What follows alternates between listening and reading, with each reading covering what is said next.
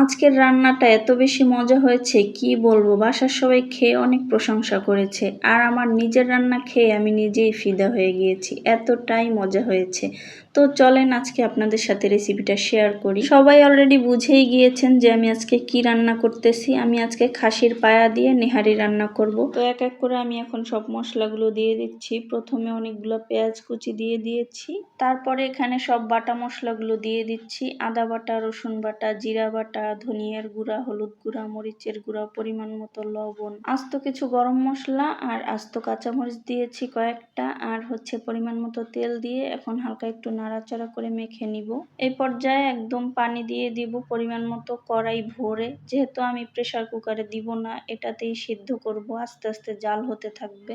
এটাতেই আমি আস্তে আস্তে করে সিদ্ধ করে নিব। সুন্দর ঢাকনা দিয়ে ঢেকে দিব। অনেকক্ষণ ধরে মিডিয়াম আঁচে আমি রান্না করেছি। এভাবে নেহারি কিন্তু আমি আজকে ফার্স্ট টাইম রান্না করতেছি, কিন্তু বিশ্বাস করেন ফার্স্ট টাইম যে এত মজা হবে কখনোই ভাবতে পারিনি। আমি তো ভয়েই ছিলাম যে কেমন না কেমন হয়। আমি জানি আপনারা আমার থেকেও আরো অনেক ভালো রান্না করতে পারেন, কিন্তু আমি আজকে যেভাবে রান্না করলাম ওইটাই একটু আপনাদের সাথে আর কি শেয়ার করলাম। অনেক সময় ধরে জাল হওয়ার পরে এখন চেক করে নিচ্ছি কেমন হয়েছে। একদম পারফেক্ট গলেছে। এখন এটাকে বাগার দিব। বাগারের জন্য একটা প্যানের ভিতরে তেল দিয়ে নিয়েছি কিছু। এই বাগারটা দেওয়ার কারণেই কিন্তু নেহারির স্বাদ দ্বিগুণ বেড়ে যায়। আর তেলের ভিতরে কিছু পেঁয়াজ কুচি আর কিছু জিরা দিয়ে দিয়েছি।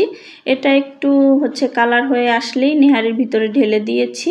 আর লাস্ট পর্যায়ে ভাজা জিরা আর গরম মশলার গুঁড়া দিয়ে দিয়েছি। আমার রান্না কিন্তু একদমই কমপ্লিট। এটা কিন্তু আমি রুটি দিয়ে পরিবেশন করেছিলাম। রুটি বানিয়েছি কিন্তু সেটা আর দেখানো হয়নি, আর ভিডিও করা হয়নি।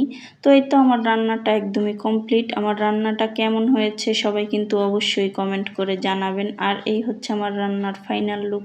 তো আজকে এই পর্যন্তই। সবাই ভালো থাকবেন। আল্লাহ হাফেজ।